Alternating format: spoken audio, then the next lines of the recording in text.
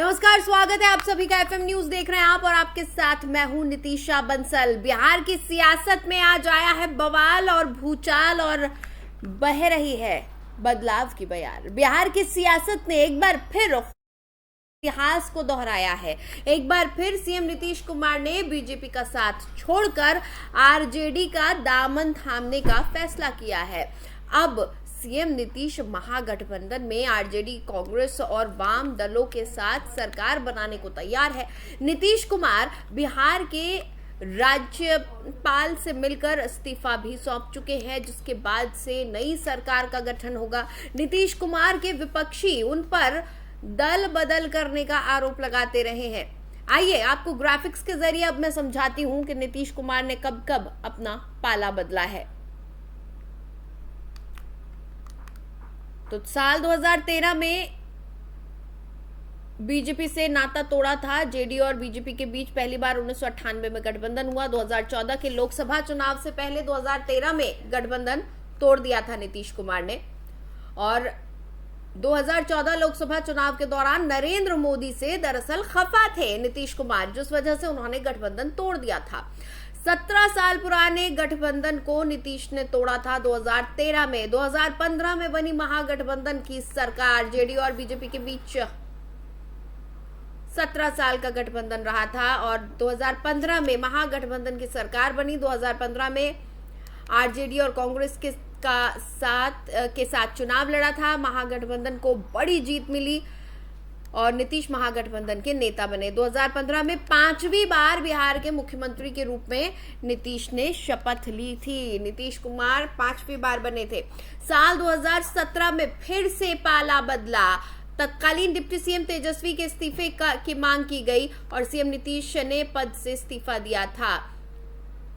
तेजस्वी यादव पर भ्रष्टाचार का आरोप था और तत्कालीन डिप्टी सीएम तेजस्वी के इस्तीफे की मांग हुई थी, जिसके बाद नीतीश ने अपने पद से इस्तीफा दिया। फिर नीतीश ने बीजेपी और सहयोगी पार्टियों की मदद से सरकार बनाई और 27 जुलाई 2017 को एक बार फिर बिहार के सीएम बन गए थे।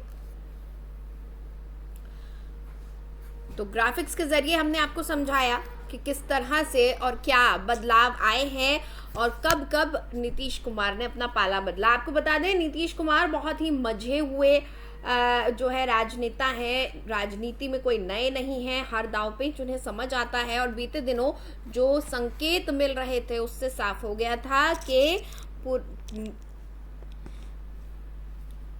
बीजेपी से कहीं ना कहीं किनारा कर सकते हैं, क्योंकि जेडीयू से नजदीकियां नजर आ रही थी। लालू प्रसाद यादव से न सिर्फ मिलने गए जब वो एडमिट थे हॉस्पिटल में, न सिर्फ मिलने गए बल्कि सरकारी खर्च पर उनके इलाज का ऐलान किया गया। ईद मिलन समारोह, तमाम ऐसी चीजें थी। आरसीपी सिंह की हम बात करें, उनको कह दिया कि बीजेपी के मुखबिर हैं। ये तो तमाम ऐसी चीजें थी जिनसे संकेत मिल रहे थे कि कहीं ना कहीं कुछ चल रहा है बिहार की सरकार में, अंदर खाने भीतर खाने। और आज आखिरकार इस्तीफा दे दिया नीतीश कुमार ने और अब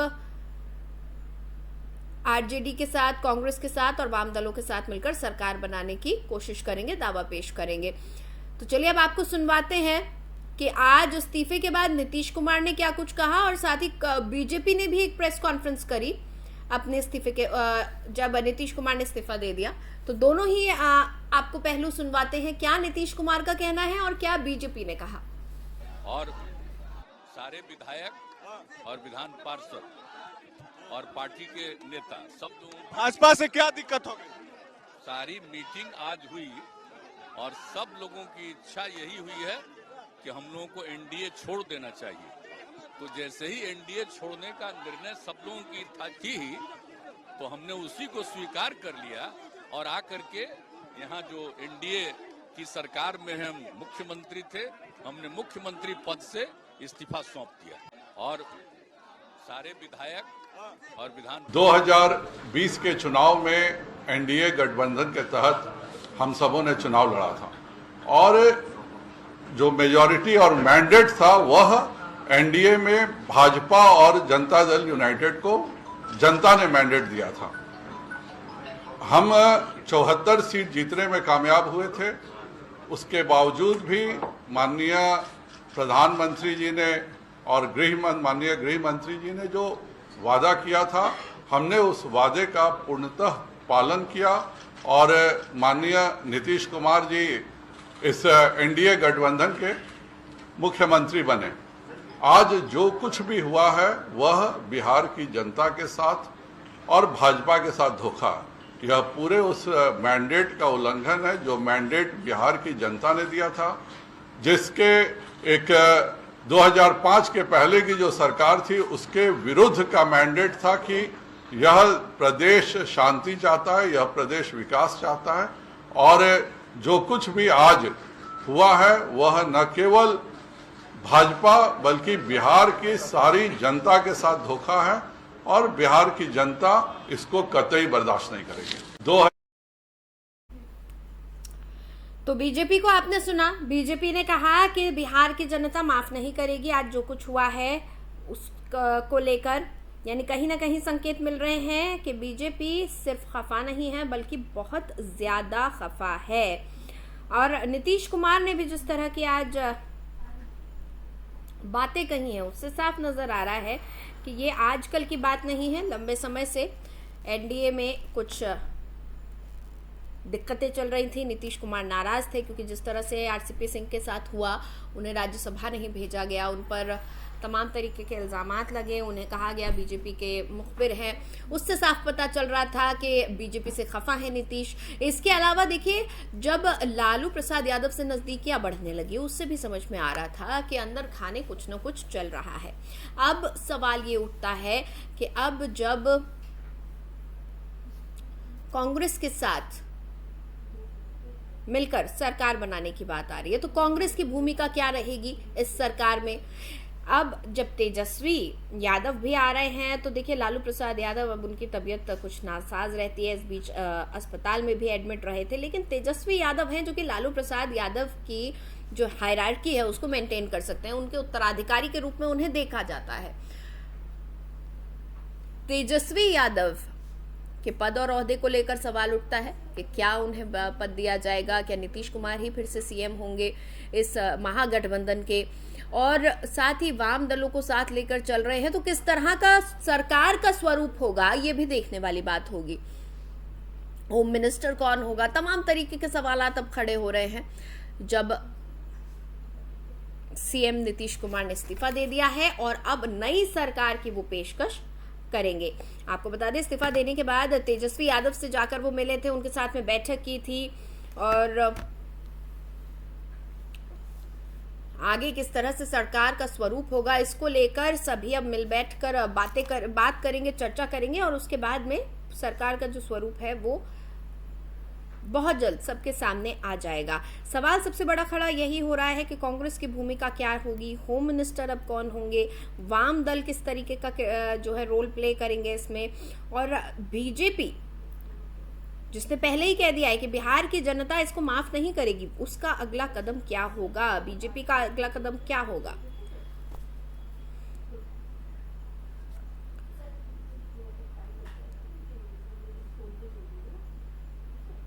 तो ये सवाल खड़े हो रहे हैं और सबसे बड़ा सवाल, क्या नीतीश कुमार 8वीं बार, जी हाँ 8वीं बार बतौर सीएम शपथ ग्रहण करेंगे। महागठबंधन के नेता नीतीश कुमार मुख्यमंत्री बनेंगे।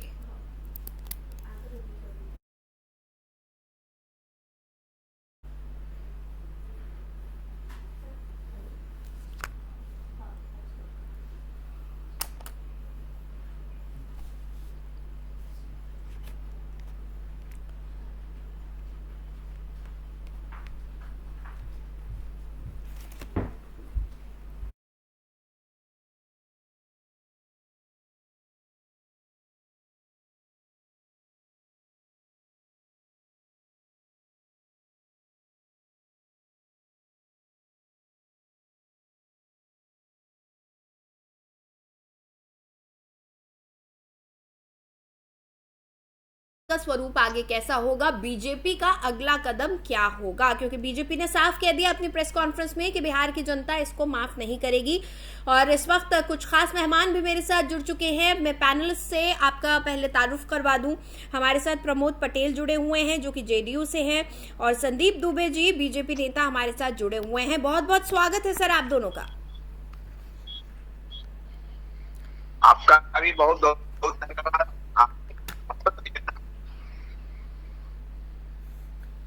ठीक है, सबसे पहले प्रमोद पटेल जी, आपके पास मैं आना जी चाहूंगी।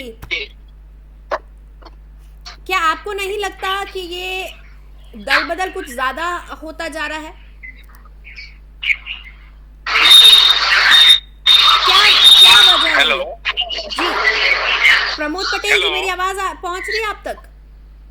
जी, ये नहीं जो वीडियो नहीं आ रहा लेकिन। जी पटेल जी, मैं ये जानना चाहती हूँ कि ये जो दल बदल है कुछ ज्यादा नहीं हो गया? क्या क्या वजह रही कि एक बार फिर से बिहार में इस तरह की स्थिति बन गई? हेलो जी हेलो कुछ तकनीकी दिक्कत की वजह से शायद उन तक हमारी आवाज़ साफ नहीं पहुंच पा रही है। बहरहाल चर्चा को हम आगे भी जारी रखेंगे। आपको बता दें एक बार फिर, बिहार में जो सियासी भूचाल आया है उसको लेकर नीतीश कुमार ने इल्ज़ाम लगाया है कि बीजेपी उनकी पार्टी का अस्तित्व खत्म कर रही थी। और नाराजगी सिर्फ टॉप लेवल पर नहीं थी, बल्कि देखा यह गया कि ग्रास रूट लेवल पर भी तमाम जो कार्यकर्ता थे वो बीजेपी से नाराज थे। ये कहा जा रहा था कि बीजेपी उनके तमाम जो वोटर्स हैं, जो कार्यकर्ता हैं, जो जेडीयू का जो संबल है उसको तोड़ रही है, सरकार को खत्म कर रही है। लगातार ये आरोप लगते रहे हैं बीजेपी पर कि क्षेत्रीय पार्टियों को खत्म कर देना चाहती है बीजेपी। और कुछ इसी तरह का, इसी से मिलता जुलता हुआ सा बयान नीतीश कुमार ने भी दिया है। कुछ ऐसे ही आरोप बिहार बीजेपी पर भी लग रहे हैं कि बिहार में दूसरी पार्टियों को पनपने नहीं दिया जा रहा है। बीजेपी जो है अपनी ही साथी को काट रही थी।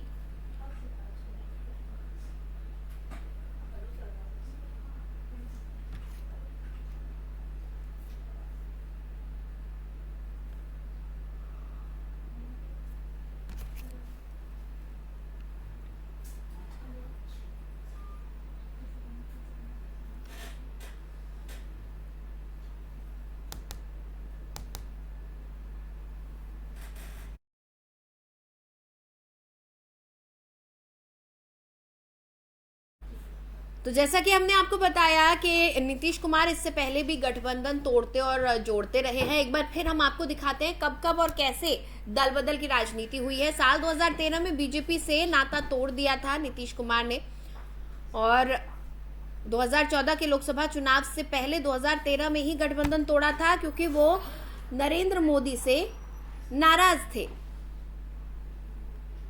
17 साल पुराने गठबंधन को तोड़ दिया था। 2015 में आरजेडी और कांग्रेस के साथ चुनाव लड़ा।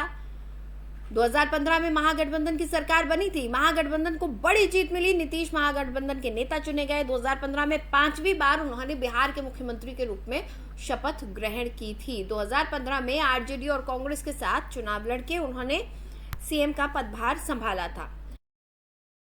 2017 में फिर से पाला बदला नीतीश कुमार ने। तत्कालीन डिप्टी सीएम तेजस्वी के इस्तीफे की मांग की गई। भ्रष्टाचार के आरोप उन पर लगे थे और सीएम नीतीश ने पद से इस्तीफा दे दिया। फिर नीतीश ने बीजेपी और सहयोगी पार्टियों की मदद से फिर से सरकार बनाई और 27 जुलाई 2017 को एक बार फिर बिहार के सीएम बन गए।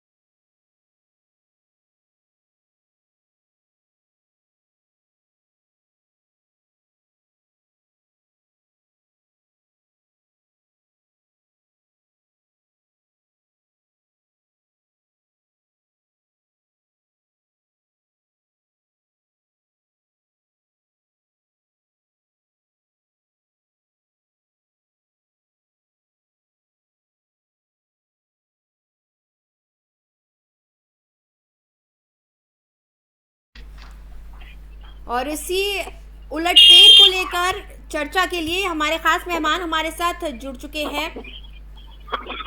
हमारे साथ प्रमोद पटेल जी जुड़े हुए हैं जो कि जेडीयू से हैं, संदीप दुबे जी बीजेपी से जुड़े हुए हैं और कांग्रेस का पक्ष रखने के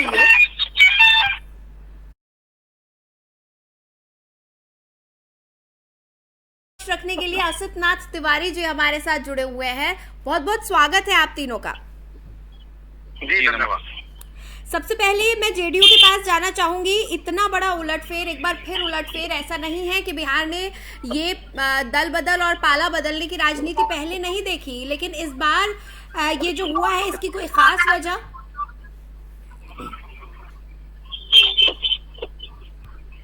जी पटेल जी, मेरी आवाज आ रही है? ठीक है, असित नाथ जी हमारे साथ कांग्रेस से जुड़े हुए हैं, उनसे हम सवाल कर ले लेते हैं। तब तक असित नाथ जी, कांग्रेस की अब क्या भूमिका रहेगी? हर जगह ये देखा जा रहा था कि ऑपरेशन लोटस चल रहा था, आपने राजनीति बदल कर रख दी बिहार में इस बार। नहीं, ऑपरेशन जिसे आप लोग ऑपरेशन लोटस कहते हैं ना, वो ऑपरेशन लोटस नहीं है, वो ऑपरेशन कीचड़ है। अच्छा, वो ऑपरेशन कीचड़ चल रहा था और हमने यहाँ कीचड़ की सफाई कर दी। हमने अपने हाथों से, हम गांधी जी के चेले हैं, गांधी जी अपने हाथों से गंदगी साफ करते थे। तो सर कीचड़ में ही कमल खिलता है ना? हमने अपने हाथों से गंदगी साफ कर दी, वो कीचड़ साफ कर दिया। अच्छा। और ऑपरेशन कीचड़ जो है उनका वो खत्म हो गया, आप सबने देख लिया। अच्छा जी। संदीप दुबे जी, कांग्रेस तो कह रही है कि कीचड़ को साफ किया गया है। मनीषा जी, देखिए, बिहार की राजनीति के परिप्रेक्ष्य में बिहार को समझना जरूरी है और बिहार के लोगों की भावनाओं को समझे बगैर अगर हम कोई काम करते हैं तो हम बिहार के लोगों की भावनाओं को आहत करते हैं। अभी तो शुरुआत हुई थी, सरकार ये बनी थी स्वास्थ्य के क्षेत्र में, शिक्षा के क्षेत्र में। आपको वहाँ शिक्षा के क्षेत्र में बताएं, जो 3 साल की डिग्रियां 5-5 साल में मिलती हैं, हर क्षेत्र में काम सरकार मिलकर करना शुरू की थी और सरकार ने एक टारगेट रखा था कि वो समयबद्ध तरीके से सारा काम कर देगा। वो सारे काम अब पिछड़ जाएंगे क्योंकि गरीब बना के और राज करो की जो नीति है कुछ सरकारों की, वो उस नीति के अंतर्गत। सर एक बात बताइए, काम कैसे पिछड़ जाएंगे? काम कैसे पिछड़ जाएंगे? मुख्यमंत्री नीतीश कुमार थे और जहां तक संभावना है नीतीश कुमार 8वीं बार भी शपथ ले सकते हैं, तो काम कैसे पिछड़ जाएंगे? देखिए, मानसिकता का सवाल है। जब हमारी मानसिकता काम करने की होगी, जहाँ पे आम आदमी अपने को लगे कि हाँ वो सुरक्षित है, ऐसी भावना आम आदमी के मन में आए, आम आदमी के मन में अगर डर आ जाएगा, आम आदमी अपने को सुरक्षित महसूस करेगा, तो दिक्कत होगी। नीतीश जी से बहुत उम्मीदें हैं कि नीतीश जी ऐसा करेंगे, कम से कम ऐसा तो नहीं कि बीजेपी वार्निंग देने की कोशिश तो नहीं कर रही है, क्योंकि पीसी में भी हमने संजय जायसवाल जी को सुना, प्रदेश अध्यक्ष हैं बीजेपी के, और वो कह रहे थे कि बिहार की जनता माफ नहीं करेगी, भूलेगी नहीं, इसे बीजेपी भी नहीं भूलेगी। अभी आप कह रहे हैं कि देखिए अब जो तमाम काम है, जो योजनाएं चल रही हैं, वो अब समय से पूरी नहीं हो पाएंगी। असित नाथ जी, कैसे चलाएंगे आप सरकार? राजनीति में सत्ताएं आती हैं, जाती हैं, सरकार बनती है, बिगड़ती है, लोग पद पे आते भी हैं, जाते भी हैं, और ऐसा नहीं कि आज ही नहीं होगा, आने वाले वक्त में भी होगा और अच्छे लोग आएंगे, अच्छे लोग काम भी करेंगे। कहने का सिर्फ इतना ही मतलब है कि सत्ता जाने का कोई दुख नहीं है, कोई गम नहीं है। गम इस बात का है कि बिहार की जनता ठगी गई, बिहार की जनता को ठगा गया, उसकी भावनाओं को ठगा गया। तो ये भावनात्मक रूप से आज बिहार की जनता अपने को ठगा महसूस कर रही है। इसको नीतीश जी को समझना चाहिए कि नीतीश जी ने आज जो काम किया है इस विषय को लेकर, और जिस तरह से एलिगेशन लगाए, इल्जाम लगाए, वो ठीक एलिगेशन और इल्जाम नहीं थे। उनको समझना चाहिए कि ठीक है, कांग्रेस भी तो हमारे साथ है, कांग्रेस भी लगातार यही आरोप लगाती है कि आप विपक्ष बिल्कुल खत्म कर देना चाहते हैं, तमाम दूसरी पार्टियों को खत्म कर देना चाहते हैं।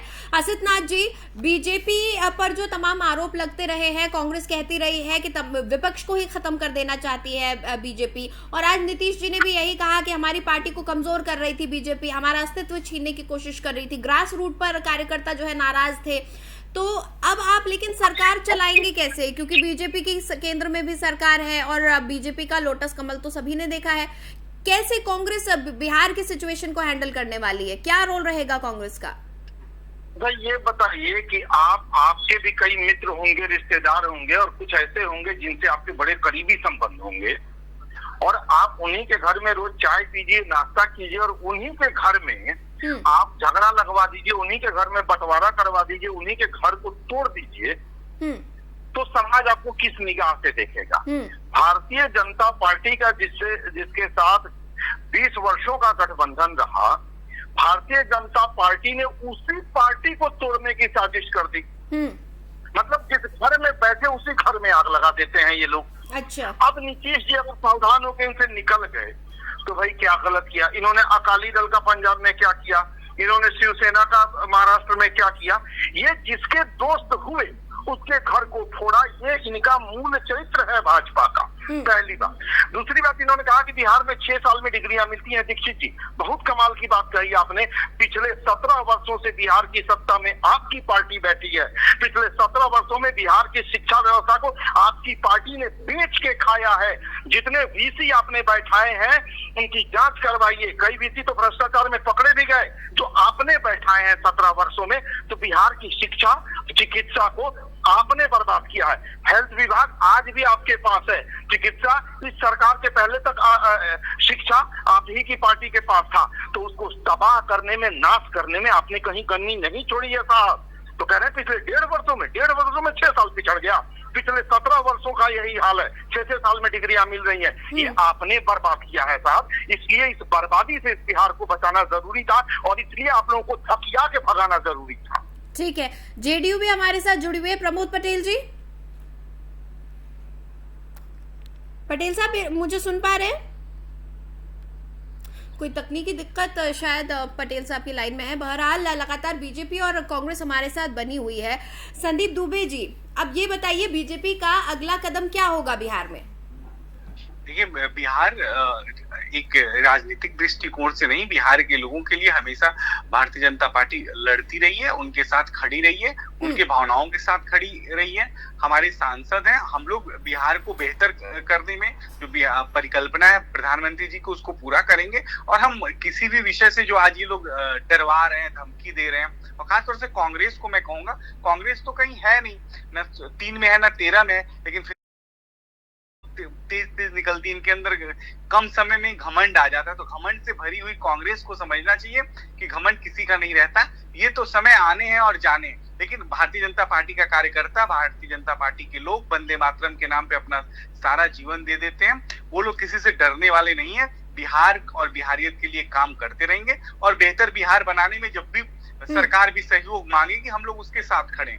हम कभी नीतीश विरोधी नहीं है, हम कोई लालू विरोधी नहीं है, हम कोई कांग्रेस विरोधी नहीं है। हम उन लोगों का विरोध करते हैं जो इस समाज को जातियों में खंडित करते हैं, जो इस समाज को जोड़ने के बजाय तोड़ने पे आमादा रहते हैं। और ये सामाजिक जो भाईचारा है, जो आज बात हो रही है, बिहार कोई सोने की चिड़िया नहीं है जिसको बैठ के लूटा जा सके। बिहार को बिहार बनाने में सबका, हर बिहारी का योगदान है और सबको साथ लेके हम बिहार के लिए काम करते हैं। ठीक है, तिवारी जी, बीजेपी कह रही है कि हम डरने वाले नहीं हैं, हम डरने वाले नहीं हैं, हम तो बिहार के लिए काम कर रहे हैं। तिवारी जी, लेकिन ये बताइए कि आप कैसे इतने आश्वस्त हैं कि नीतीश कुमार फिर से नहीं बदलेंगे? नहीं, इनको तो पहले मैं दुबे जी को पूरा भरोसा देता हूँ कि दुबे जी बिल्कुल डरने की जरूरत नहीं है। हम आपको डराएंगे भी नहीं। अब बिहार में अच्छे लोगों की सरकार आ गई है, अब नहीं डरना है, चिंता मत कीजिए। भाजपाई सरकार से बाहर हो गए हैं, आप बिल्कुल निडर होकर बिहार घूम सकते हैं। जब तक भाजपाई सरकार में थे, बिल्कुल आपकी बात सही है, डर का माहौल था, लोग डरे रहते थे, पता नहीं कहाँ किसकी लिंचिंग हो जाए। लेकिन अब वो नहीं हो पाएगा, इसलिए बिल्कुल मत डरिए, निडर होकर रहिए। अच्छी सरकार में डरने की जरूरत नहीं है, पहली बात। दूसरी बात, इन्होंने कही कांग्रेस कहाँ है, न 3 में न 13 में। उसका बहुत सटीक जवाब देता हूँ। जिनका सूरज पूरी दुनिया में नहीं डूबता था ना साहब, उनका सूरज हमने पूरी दुनिया में डुबा दिया, सिर्फ भारत में नहीं। दक्षिण अफ्रीका से शुरुआत की और उसके बाद डुबाते डुबाते ब्रिटेन में भी चर्चिल को डुबाया। दक्षिण अफ्रीका से शुरुआत की, ब्रिटेन पहुंचे, चर्चिल डूबे, हिंदुस्तान में डूबे, उसके बाद उनका सूरज पूरी दुनिया में डूबता गया। आज उसी ब्रिटेन में ऋषि सुनक, एक हिंदुस्तानी, उस 10 डाउनिंग स्ट्रीट में प्रधानमंत्री होने जा रहा है, जिस 10 डाउनिंग स्ट्रीट से आपके उस्तादों ने, आपके गुरुओं ने कभी महात्मा गांधी को भगा दिया था साहब। तो कांग्रेस न 3 में न 13 में, 3-13 के गणित में कांग्रेस नहीं उलझती है, लेकिन इंग्लैंड में वो प्रधानमंत्री कांग्रेस को बहुत अहंकार होता है। आपका भी अहंकार टूटेगा और आपका भी सूरज वैसे ही डूबेगा जैसे ईस्ट इंडिया कंपनी का सूरज डूबा आज कोई नाम लेवा नहीं है, और इतिहास में उनकी कथाएं खलनायकों की ही तरह दर्ज हैं। चिंता मत कीजिए साहब। ठीक है जी दुबे जी, इंग्लैंड में जो भारतीय मूल के प्रधानमंत्री उसमें कांग्रेस का क्या योगदान है और कांग्रेस का बिहार में क्या योगदान है। ये जो समाजवादी पार्टी लालू जी की पार्टी है या नीतीश जी की पार्टी, ये लोग तो कांग्रेस को सत्ता और आजादी की लड़ाई लड़ने वाली कांग्रेस भी अलग थी। कांग्रेस विरोधी लोग थे। आज उनको कांग्रेस अगर अपनी जगह पे उनको मुख्यमंत्री बना दे, पद दे दे या उनका समर्थन कर दे, तो क्या उसमें कांग्रेस की कहाँ कांग्रेस स्टैंड करती? कांग्रेस कहीं है नहीं है। कांग्रेस के लोग सिर्फ बातें करेंगे, उनको इस बात की खुशी है। ठीक है, बहुत जल्द पता चल जाएगा कौन बातें कर रहा है, कौन खोखले वादे कर रहा है और बिहार की राजनीति किस दिशा में बढ़ेगी और बिहार की जो लोग हैं क्या भूलेंगे, क्या याद रखेंगे, बहुत जल्द पता चल जाएगा। तिवारी जी, आपका फाइनल कमेंट 10 सेकंड के अंदर। देखिए, इन्होंने कहा कि कांग्रेस का रोल, आज अगस्त क्रांति दिवस है जी। बहुत ही अच्छे दिन आपने मुझे फोन लाइन पर जोड़ा है। भारत छोड़ो आंदोलन का आह्वान हुआ तो इन लोगों की पार्टी के जो जिन्हें इन लोग अपना गुरु मानते हैं, श्यामा प्रसाद मुखर्जी पश्चिम बंगाल में उस समय अंग्रेजों की बनाई सरकार के गृह मंत्री थे। उस समय इनकी सरकार जिन्ना की पार्टी मुस्लिम लीग के साथ कोलिशन में चल रही थी, जिन्ना के साथ ये सरकार में शामिल थे और इन्होंने अंग्रेजी सरकार को लिखित आश्वासन दिया था श्यामा प्रसाद मुखर्जी ने बतौर गृह मंत्री कि वो भारत छोड़ो आंदोलन सफल नहीं होने देंगे अपने राज्य में, और उत्पातियों को, भारत छोड़ो आंदोलन में जो क्रांतिकारी शामिल थे उन्हें वो उत्पातियों को कड़ी से कड़ी सजा देंगे। सुन लीजिए दुबे जी, 3 राज्यों में आपकी सरकार थी, पश्चिम बंगाल, नॉर्थ ईस्ट फ्रंटियर और एक और कहीं मैं भूल रहा हूँ। दरअसल समय कम बचा है। बात बिहार में हो रही है। तिवारी जी, नहीं दुबे जी, दरअसल तिवारी जी पत्रकार भी रहे हैं ना, तिवारी जी पत्रकार भी रहे हैं, उनकी तो सरकार पत्रकार मंत्री थे आपके श्यामा प्रसाद मुखर्जी। तो गद्दारों, हमें देशभक्ति ना सिखाओ। हमें मालूम है आपके पुरखे कौन हैं, हमें मालूम है आपके पूर्वज कौन हैं और हमें मालूम है आप में किनका खून बह रहा है। ठीक है तिवारी जी, समय कम है हमारे पास। कान पकड़ के इस चैनल पर देश की जनता से माफी मांगिए। ठीक है तिवारी जी,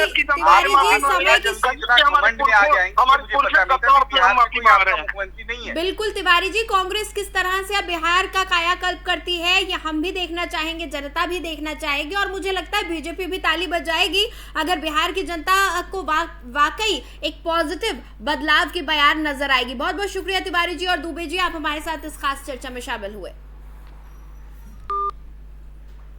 तो बिहार में बदलाव की बयार तो बह रही है, लेकिन ये बदलाव सकारात्मक होगा या नहीं, बिहार की जनता को कुछ हाथ लगेगा या फिर एक बार फिर एक राजनीतिक उठापटक ही बनकर रह जाएगा आज का ये इवेंट, ये समय के साथ हमें पता चलेगा और ये देखने वाली बात होगी। क्योंकि कांग्रेस और बीजेपी दोनों एक दूसरे पर आरोप लगा रहे हैं, राजनीति है, राजनीति में एक दूसरे पर आरोप प्रत्यारोप कई नई चीज नहीं है, आरोप प्रत्यारोप लगते रहेंगे, लेकिन धरातल पर कौन काम करेगा वो देखने वाली बात होगी। कांग्रेस के हाथ अब क्या कुछ लगता है, सरकार में क्या भूमिका निभाती है कांग्रेस, ये भी एक बड़ा सवाल है। बहरहाल इस खास पेशकश में हमारे साथ जुड़ने के लिए आप सभी का बहुत बहुत शुक्रिया। खबरों के लिए आप लगातार बने रहिए FM न्यूज के साथ।